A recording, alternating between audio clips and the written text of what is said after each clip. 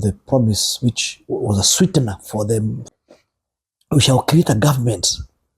The government, not of dynasties, the government of hustlers. Also, this government will also say that we are going to eradicate corruption forever. 2.5 years, I don't think the head of state, you can count the number of times the head of state has, forget about fighting corruption, has mentioned the word corruption. The stroke which broke the camel's back is the impeachment of Gachagu. And they were called by the president to State House. Most members from the mountain. And they, of course, they prosecuted their case on why they want the president to support them in the impeachment. And I do remember when they prosecuted their case, the president said no. For me, I don't buy the idea of impeaching my deputy president. And maybe I give you a little analogy for you to understand. Regarding Gachagu, I was in a meeting where he was appointed. And people may think betrayal came the other day. Betrayal came from very far. We were 32 of us. 28 voted for Kindiki. 4 voted for Rigathi. Kindiki got 28. Rigathi got 4. But when it came to announcement of the deputy president, the one with the least votes was the one who was nominated by the president. And that again caused a bit of people started wondering, okay, who is this guy we're dealing with? He's telling us we give him someone, the one we give him, instead of appointing him, he's appointing another one. And sadly, Gachagu is very, what he's telling the people, anybody who voted yes to kick him out, the person who voted yes to impress Ruto, the same person is out of favor with Ruto. Why?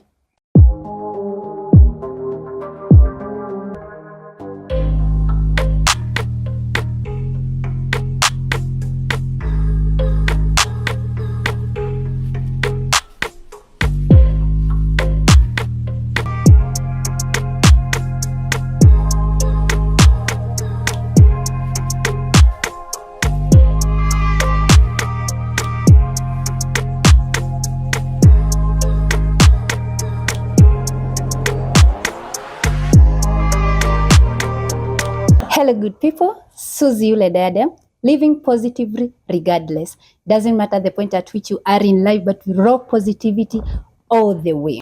My name is Wakili Hon.Muriu, and happen to be a member of parliament for the Tanga constituency, where Susie comes from. You know, for me personally, I advocate for couples who are suffering infertility and they are going through the hardship trying to conceive and even to access the treatment. And I'm happy that tonight I have you on the table. Yes. Because you'll help me understanding the side of the law. And also the side of now the health sector, right? Yes. Because you're in the power anyway, despite the challenges that are there, you are still in there. So there is this issue of I've looked what is being covered, even NHIF, even before then, and I'm looking at the kind of services and the packages that have been given there. And one thing I have noted is the issue of infertility. I don't see it well covered there. Yes. For example, when you go around to our hospitals, and it's something that I have done, you realize that in our government hospitals, you find many of the tests. When someone is suffering infertility, they are not found there. And if they are found there, they are not covered. And also you see now, right now we talk of like IVF for those people who are not able to conceive. It is nowhere covered even by NHIF. Should we go back to NHIF? And I'm wondering, where is the space for the people who are suffering infertility? Let me say that has been a burning issue. in this country because matters about surrogates, the IVF, we have never had an elaborate law on that space. And therefore, what you find is that surrogacy has been done since there is no formal law or statutes to regulate that. It has been done under what you call common law. And common law is whereby if you are the carrier of the baby and you are the donor of the egg, you have an agreement in terms of what will happen, how you carry that baby, and how much I'm supposed to pay you for carrying my baby, and eventually hand over the baby. But there's a challenge. Under the Registration of Persons Act, the surrogate mother is the one who is recognized, not the donor of the eggs.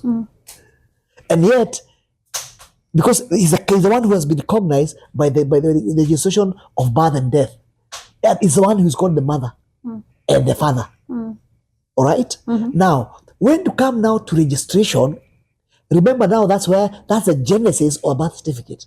So the birth again reads about the surrogate mother, and yet the kid belongs to the donor of the egg. And the worst part is this: if then, for example, assuming I'm the surrogate mother, if then you want to have proper papers for this kid, and you are the donor of the egg, then you must do what you call adoption. You must go through what you call the adoption proceedings for you to adopt this kid, not as your own kid, but a kid of a third party. So there's a bit of a challenge in that space. And I remember last year, there is this member of parliament called Hon.Muriu, and he brought up a legislation in parliament, and he called it Assisted Reproductive Technology Act. Right now, that bill, and I think today I had it being mentioned in parliament, is one of the bills which are pending before the committees of health. It will be able to address those kind of issues, because surrogacy is real. IVF, reproduction, RAM is real, but it has not been recognized by the law. And because of not being recognized by the law, you find we are in breach of certain articles on children and our constitution. All right? Number two, you find when it comes to issues about support in terms of SHA, SHIF, and NHIF, that process is not covered. And the reason which is not why it's not covered, because it is not recognized by our statutes. Okay. So NHIF would have a bit of difficulty trying to bring it in as one of the benefit under the scheme. Now, worst part still, remember, under the way the Universal Health Act has been streamlined, it is the cabinet secretary who has the power to identify the packages under the NHIF. Okay. So that package, because number one, it has not been recognized by the law, it's not also part of the packages under the NHIF benefit. So, but I hope and pray that this bill, Assisted Reproductive Technology Bill 2022, will come through. It will also once I think when it comes before the first reading, it is also going to go on what you call public participation. So at least we can enrich it with what you're talking about. Make sure that we have not left out anything on that space, and you know very well families are suffering in this country because and and yet there is technology to be able to help sort out that issue. And number two, we need just to make sure that we have a law to support that. What I also say is that it is that area is evolving. If you go back 20, 30 years, matters of surrogacy were never had. Matters of IVF were never had, but now technology is changing. Just how we are changing technology in terms of communication, in terms of data protection, in terms of computer system and this kind of thing. That is another space which the law is evolving. And my understanding is that even that bill ceased to become a private member's bill. It became a party bill in such a way that it will be fast-tracked so at least can be able to help as many families as possible. So what my party shot on that, there is hope. Oh, beautiful. I know some of us now we can smile. Yes. I want to kind of quote you the recent speech. You mentioned of a deputy president of the people and a deputy president, and I wanted to understand is how did we get here? You of course you come from the Mulima. What is the direction politically and especially for Mulima where we are saying tumeguzwa? Where are we the Mulima? Okay, I think much has been said about Mulima politics, but I think, and people have got a lot of, there have been a lot of disquiet, a lot of discomfort, a lot of satisfaction in terms of the promises which the government promised when we were looking for votes. Remember one of the promise which was a sweetener for the voters to elect this government was to, remember we came with the clarion call. We said we shall put money in people's pocket, pesa mfukoni. That was resonating very well with the people. And we were talking about hustler versus the dynasty. It was working very well. You remember we were even saying, number one, if you give us an opportunity, we shall create a government. The government, not of dynasties, the government of hustlers, mama mboga, mtu wa mkokoteni, mkulima. That's the kind of government we are supposed to build. And we were also saying, when you get the government, the first thing you want to do is make sure that you put money in your pockets. So everybody, especially in mountain, hears you put money in my pocket. Then I want to listen again. What did you say? I'll put money in your pocket. Okay. It's resonated very well. But again, what happened is that I think when the government came to power, instead of putting people money in the pocket, started removing them through taxes. That created a lot of discontent. Remember also, this government was also saying that we are going to eradicate corruption forever. 2.5 years, I don't think the head of state, you can count the number of times the head of state has, forget about fighting corruption, has mentioned the word corruption. Very few. And therefore, as a result, there's a lot of disquiet in the mountain. Remember, even when the government said when they get to power, the first thing they would do all the projects which have stalled, roads, and I've talked about roads, water projects, power projects, will be the first thing is to finish all of them. 2 years down the line, not a single road has been built. So people are becoming a bit impatient, they became a bit wary, and their trust is waning off on this government in terms of performance. But the stroke which broke the camel's back is the impeachment of Gachagu. And then maybe I give you a little analogy for you to understand. Regarding Gachagu, I was in a meeting where he was appointed. And you know, people may think betrayal came the other day. Betrayal came from very far. I was only the non-elected member in that boardroom. And we were 32 of us. 28 voted for Kindiki, 4 voted for Rigathi. Now the worst part is this. The reason why I was voting is because the sitting president had told people, the members of parliament, because of the support he's getting from the mountain, he will want to give one of their own. And they choose, whoever they will choose, he'll be the deputy president.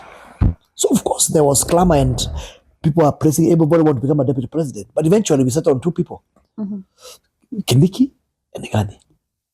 Kindiki got 28, Rigathi got 4.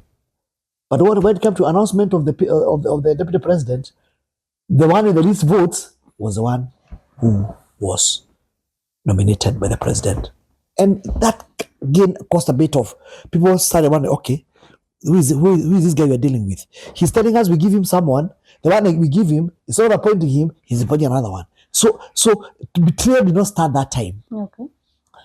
And to tell you the truth also, because I've been in all this political journey, the clamor to remove the deputy president came from a few individual members of parliament who had disagreed with the current the former deputy president personally. For whatever reason, maybe you on one hand, when you came to your office, you didn't see me. Or on the other hand, I wanted you to give money for Arabi, you didn't give me. Small issues. And of course, as a result, it gathered a bit of momentum. And I do remember one meeting on a Saturday morning, a meeting which I did not attend personally because it was being pushed by members of parliament who were feeling that they want to remove Rigathi. And they were called by the president to State House. Most members from the mountain. And they prosecuted their case on why they want the president to support them in the impeachment. And I do remember when they prosecuted their case, the president said no. For me, I don't buy the idea of impeaching my deputy president. He may have said certain things which are against my government. He may be contradicting me in his statements. He may be insulting people, calling them Tokonia, Kudangotome, and the rest. But me as a president, I don't feel that warrants me to impeach the deputy president. And he gave the members of parliament a challenging parable and said, in my culture, when you go to a river and find a man drowning, you don't spare that man. Mm-hmm. Because if you spare that man, it will come out that you are the one who have killed him and you suffer the consequences of killing him. Remember, that man was dying. Mm-hmm. Now you have spared him. So eventually you're the person who has killed him. So maybe what we wanted to tell the members of parliament is that, for me, I'm seeing a man on a self-destruction. Let me know with the person mm-hmm. who is going to put the final nail on his coffin. Mm. And people moved about that meeting nicely and said, okay, the president has refused, you stood in fire nini? Meisha. Now, that's where the other day I read my Twitter mm-hmm. that the story of the Garden of Eden and the evil snake, that spirit still lives within us. Mm-hmm. In this context, the president said no in front of about 60 members of parliament and senators. Then there's about 10 members of parliament who went back saying no, we're not satisfied. We want to appeal on a decision. We must impeach him. And the president is a politician. Typical politicians do not have the word no. But what they do other things to make that journey impossible. So the president, in his cunning way, when those members of parliament went back, he told them, look, you're insisting. You want to go ahead? Okay, you know very well the process. The process, first and foremost, you must give me 2/3 of members of parliament who have signed that they want to impeach the deputy president. Yeah. Now, those 10 members of parliament, that's what they are the ones we call the evil snake in the Garden of Eden. And the Garden of Eden is Mount Kenya. And remember, in this conversation and in churches around that time, and he came with a slogan, "Usiguze Mulima." Just you don't touch that tree in the Garden of Eden. Usiguze Mulima. Usiguze nini? Usiguze Mulima. Now they went and convinced the president that they can impeach him, and the president told him, "Okay, show me how. Give me 2/3 signature from the members of parliament. Parliament, we have got 300, close about 200. We have got 300 and close about 20 members of parliament. Or 340 something members of parliament. So 2/3 is about maybe 280, 290. They are about. And those people came now back to parliament. You know what they did? They told people, the president has given you instruction. Proceed and impeach the man. Sign here. So everybody, when they hear the president, they do what? Yes, When they do what? Okay, they saw the president, they are the numbers. Can we proceed? Now, you send us to correct the signature. We have corrected it. See now, he can't go back and say, no, I can't proceed. He said, okay, if that's what decide, proceed. All right? Proceed. Of course, when the motion came, close to about 300 members of parliament said yes. Hon.Muriu and about 44 members of parliament, we said no. All right? But the ayes had it. The majority had their say, had their way, and the minority had their say. All right? So, and that's democracy. So, the impeachment motion went through. The president had no intention. Now here comes the story. Here comes the story. Remember, Gachagu was a first-time member of parliament. He had not served any other term other than that first term. People like Kindiki had served 2. People like Yonjori had served like 6. And many others who had served many other terms other than that one term. So, the president, in his wisdom to choose him, I don't know whether he thought he's naive or he thought he's a man he can control. I don't know. Because if that decision to pick Gachagu surprised everybody. The man with 4 votes became the person to be nominated as the deputy president instead of the man with 28. Now, here's the story. Impeachment came and Gachagu was impeached. Remember, in his own words, that president had said he will never subject his own deputy what he was subjected to by Kenyatta. Being subordinated by his juniors, being shouted at, your madharau na kadhalika. And it was being done, that's what he can be able to resign. But he refused. And he even said he was going to give his deputy a substantive role. Forget about impeachment. Substantive role. But before 2 years are over, what happened? Was out. Now, what Ruto forgot is only one thing. Since you said we discussed about the Mulima. He forgot that number one, he was not a Kikuyu. He forgot the 4-5 million votes he got is by merit. He did not get those votes by merit. He got those votes because, remember, our politics is politics of politics of removal, not addition. You're not being voted in. It's someone else who's being removed. They were removing Uhuru and Raila. In the process, he came in. He came through the back door. That's our politics. Our politics about it, and maybe hopefully the future will change. We don't vote people by merit. We vote people to punish the other one. So since people were not happy with Uhuru, he has brought them Raila ni mwenda wazimu, and here you are brought. So the people said, no, your choice we can't take. And since there was no other alternative, he came in. And along the way, he had endeared himself with the people of the mountain. But the moment he chose one of their own, automatically, without even any say, he was replaced. Technically, he was replaced because he was not voted because he was a Kikuyu.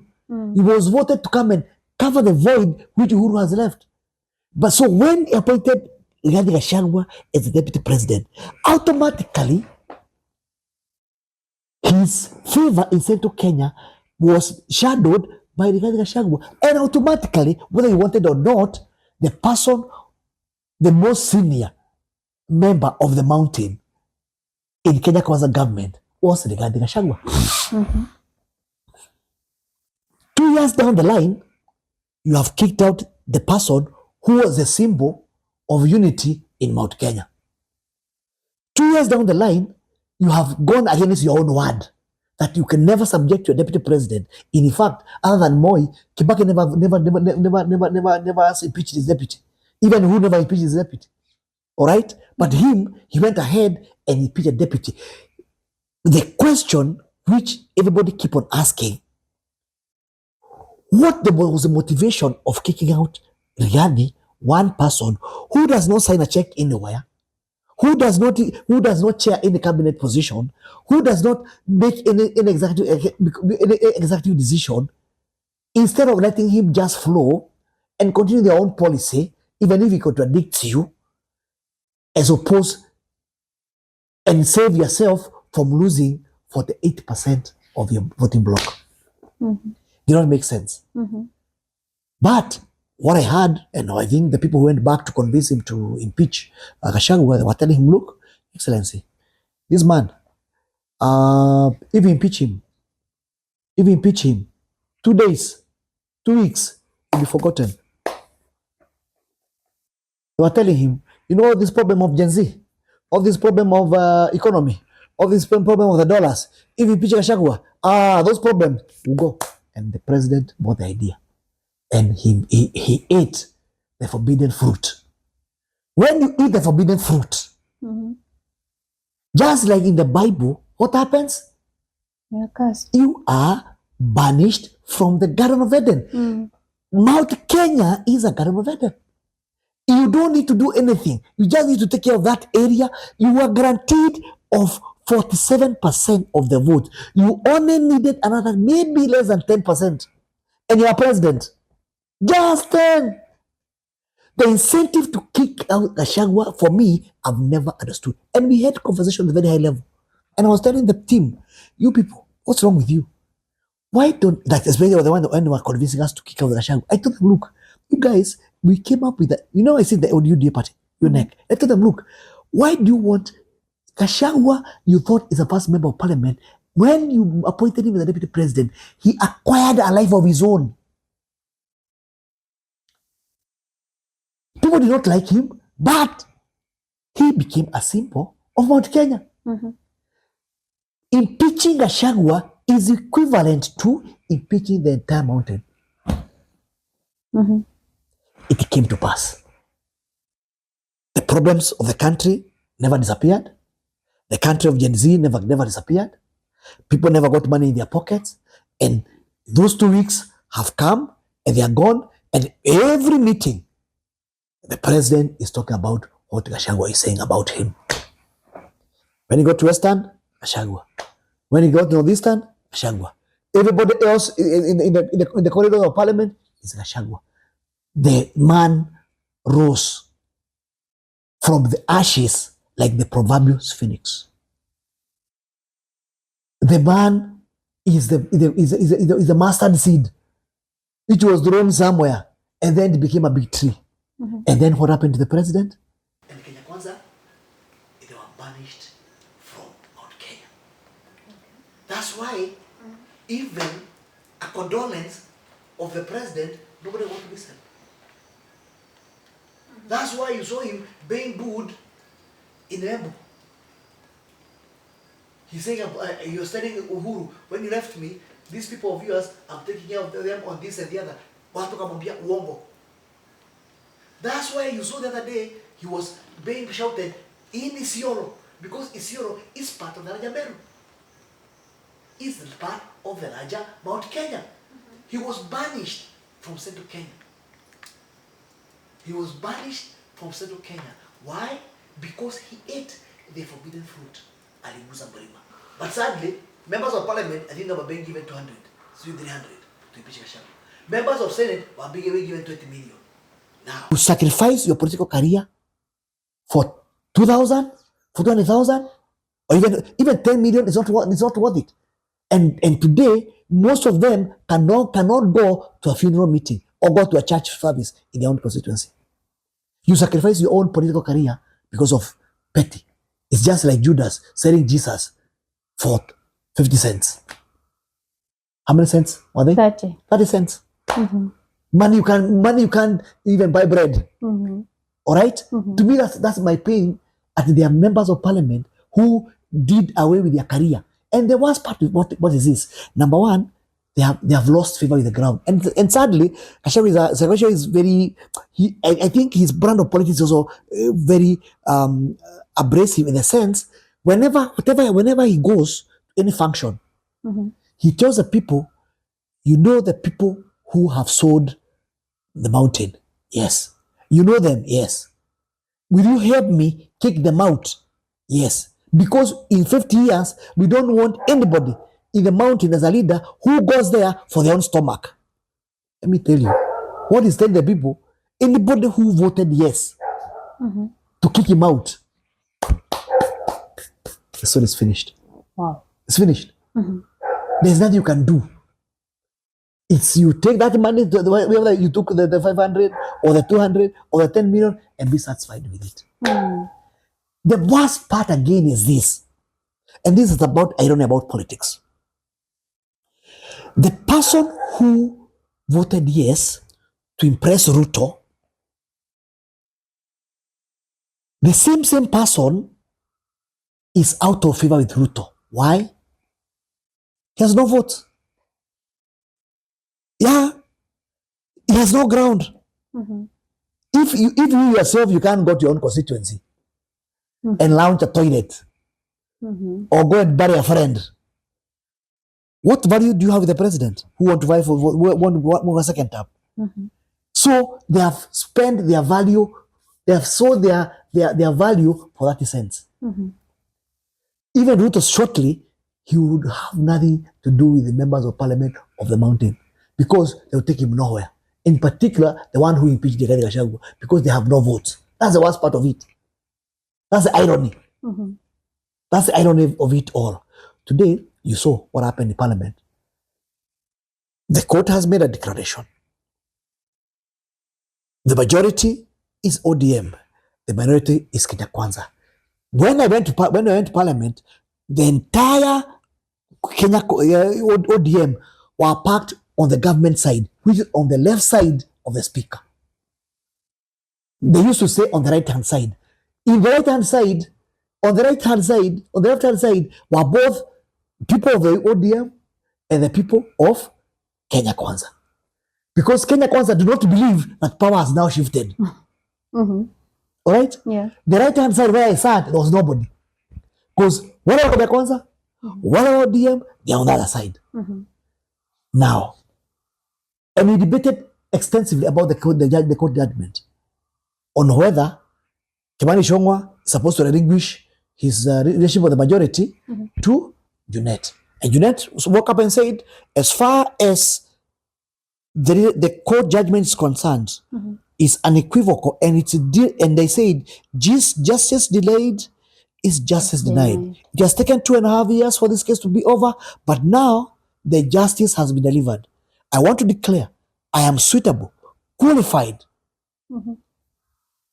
and up to date to handle the chairman of the majority or the leader of the majority. Now, when the court has given you the seat, how can you give it away?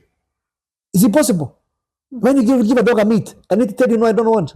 Because I have a broad-based arrangement with these people. No, they'll take it and then deal with it when they're holding it.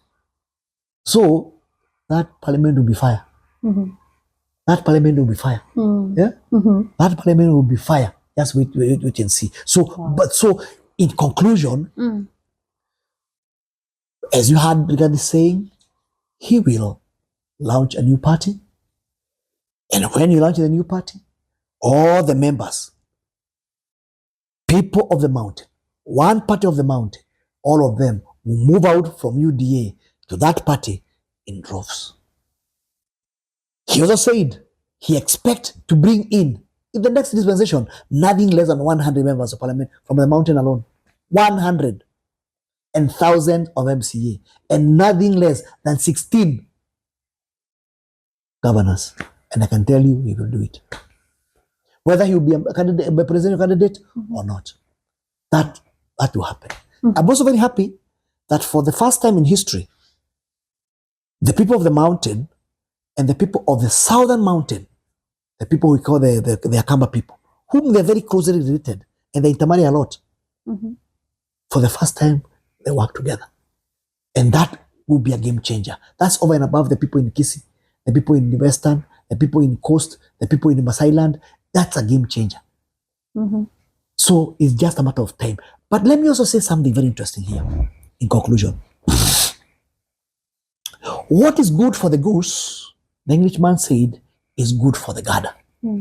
My worry, and it's not worry, is my concern. Let me call it concern. Is if the court has declared the ODM as a majority, the president has lost the mountain. The members of the mountain have shifted the new party. Remember, ODM is a party like any other. It is competing for power. Every party is not there for a wedding. Every party is there to compete for power. Now the power has begun to by ODM by the court. And whether Raila succeeds in African Union or not, because Raila is not ODM, the ODM must continue. Chances of ODM, who is a majority, and the members of the mountain coming together to impeach Ruto are very high. That is my biggest concern. Because impeachment is about numbers. If they're the majority and he has lost 40% of his own voters, chances of him getting impeached are very high. Or even if he's not impeached, the impeachment will be held at a very high cost. Wow. Hey guys, there's so much of enlightenment that is coming out, and we are getting to understand so much as Kenyans. And maybe I'll just let you conclude this by just telling us now, for the Gatanga people who are watching, what is in store for them, because you still have 2.5 years remaining. What is in store for the Gatanga people? Thank you. I think for me, as I said here at the beginning of the show, is that I want to leave a legacy. I'm not in Gatanga for long. I want to leave a legacy, build a foundation, and I leave that for other members of parliament who come in the future to build on it. I've put a foundation in terms of building quality education, making sure that our children, they go to school and they get good grades. It's not a matter of just going to school, finishing Form 4. No, it's going to school and getting good grades. And you have started from primary, going to junior secondary schools. And you have put the foundation, making the school, the Singibora program, the feeding program, the secondary school, make sure that they will build also those schools. And you give them bursary. And make sure that the quality of education, the performance of the students shoots from the level it is right now up there. We want to see more doctors, more engineers, more accountants, more teachers, more lawyers from Gatanga. That one expect. The foundation I've laid, it will give that. When you feed the children well, you build the school properly, you make sure that they have good teachers, and you make sure that you support the parents, especially on the bursary side, expect good results. That's on one issue. The second issue, is regarding the water issue.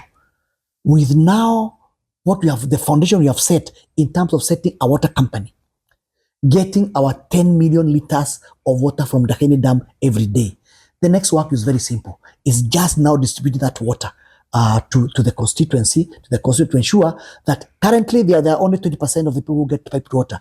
I want my legacy in the next, maybe by the time I finish 5 years, 80% of the Gatanga people need to have water. And let me tell you something I'm doing, and I think, especially on water, as a game changer. When water deterioration is passing every shopping center, I'm putting up a small water kiosk. What's that water kiosk for? That water kiosk, I'm creating a CBO of young men and women who are in that area to own that water kiosk. To do what? To start things like car wash. To start selling water to people who don't have water in their own homes. And they can be able to make money. And they have a meter and they pay that money to Gatanga Water. If I make sure that every place where that water passes, there's a water kiosk, those young men you see around drinking alcohol and this kind of thing, they will become things of the past because they will be busy cleaning motorbikes, they'll be busy cleaning cars, they'll be busy cleaning carpets, they'll be busy doing something.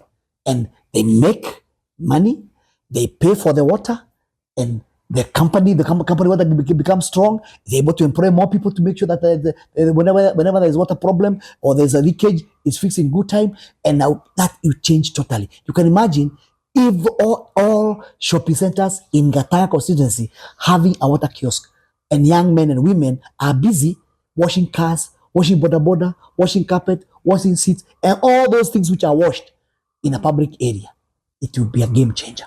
Over and above what we call potable or drinking water. So, and finally, of course, if there's a resolve I have,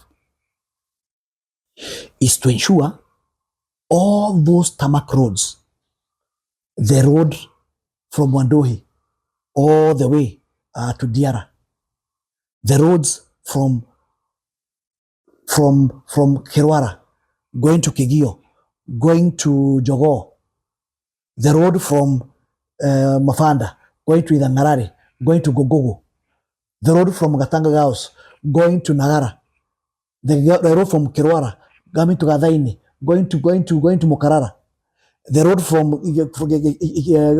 Gekegi, going to Kihumbwini, the road from Junction, going to Gereria Mute Makutano, Markfast, Nanga, Swani, all the way to Del Monte and coming to the tarmac. All those roads which are supposed to be done, where contractors have already signed contracts, where contractors just require money. My role is only one, to push that money be done. And my work is simple, and it's good to mention this in this show. My work is very simple. In the last 2 years, when of the Kenya Kwanza government, the president have come to Gatanga twice. Historically, he loved Gatanga and he loved Hon.Muriu. Even right now, he's my very good friend. In those 2 years, the president have come twice. And he has come twice purely to open water projects. The Idanga water project, he came way back in February 2024. Around February, March, thereabout. In August, he was back. He was in Dakaine, in Donyuchege, to launch the Dakaine water project. Now, and all those 2 occasions, I'm very proud to say, I was able to convince him of the number of projects which he needs to complete. The Idanga water project, he promised he'll make sure he finishes. The Dakaine water project, he promised that he'll make sure that every home has water, because now the water is there. It's just a matter of taking that water piping the water to homes. He also made sure that when I mentioned all those roads we have mentioned over here, roads which have contracts, roads which is only the contractors need to be given the money to go back to site and finish them. The Baumau roads and all those roads I mentioned, he assured the great people of Gatanga. Himself, he assured the great people of Gatanga, the President William Ruto, in his own mouth. In fact, he made a very important statement.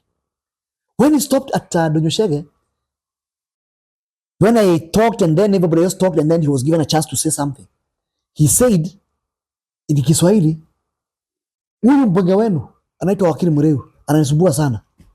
Kila wakati ananipigia simu tumalize mambo ya barabara, tumalize mambo ya maji, tumalize mambo ya stima hapa Gatanga. Hebu niambieni watu wa Gatanga, ni nyinyi huanga mmetuma huyu mtu? Watu wakasema ndio. Bas, kama ninyi mnamtuma, sasa nimemwambia kutoka leo asinikumbushe tena habari ya hiyo barabara. Asinikumbushe tena habari ya hiyo maji. Asinikumbushe tena habari ya hiyo stima. Hiyo sasa ni deni yangu kwa watu wa Gatanga. A promise is a debt. As a member of parliament, I've executed my role. My role is to lobby for development. Development is already there. And to lobby for commitment from the government. And the government is the president of Hon.Muriu Ruto. He committed himself that he will make sure that all those projects he finishes. Now the sweetener is this. Because he will want to go for a second term. And Gatanga people are holding the votes like this. How will they release the votes back to him if he has not finished those projects which he promised? So, it may be what it is, but like any other politician, he would need to walk in Gatanga with his head high and say, look, I want to come and ask for votes. And I want to come to votes because when I came here, I promised these roads, I've delivered. I promised this water, I've delivered. I promised this electricity, I've delivered. And therefore the great people of Gatanga, please give me vote. It is for the people to decide whether to give him votes or not. But it's very important that he has what he call a steady ground. He works with his head high, that he never lied to them. Because if he does not, and he happened to go there to look for votes, people will tell him, look, you are a liar.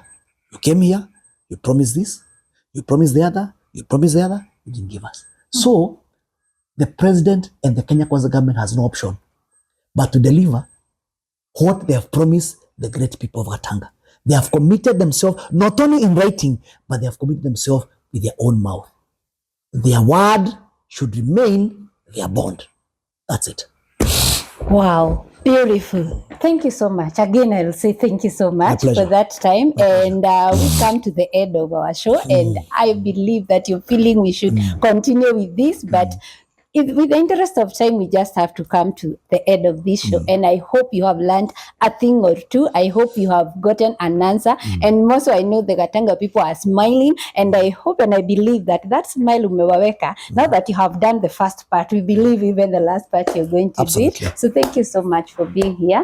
And baraka sana. Asante. Asante sana. Thank you. Karibu. Bye. Bye.